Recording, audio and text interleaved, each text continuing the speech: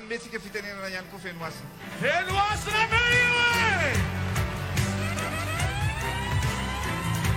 Hulagulaga mandrapatokany eo! Esa ny fitenenana.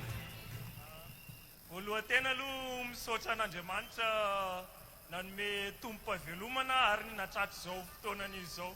Ary manaraka zany misaotra ny Andriamatoa filoham-pirenena izay teo foana teo akaikinay nandritra n'izany mbola tsy nanomboka rehefa teo anao dia izao ny farana izao dia mbola teo ihany anao dia manome voninahitra anao. Misaotra amin'ny ray aman-dreny rehetrarehetra manomboka amin'ny fédération, ny club rehetrarehetra, ny comité exécutif rehetrarehetra, indrindra fa ny staffko, staff izay natokanay foana tamin'ny rehetrarehetra dia esorana anareo. Ary indrindrandrindra ny lehibe indrindra dia vahoaka malagasy rehetrarehetra nanoana teo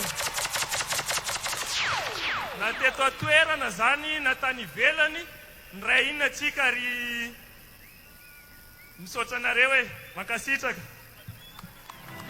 Ary vady amandranaka rehetrarehetra koa tsy adiny izay manoana foana alefa Barea Madagascar tsy maintsy mandroso.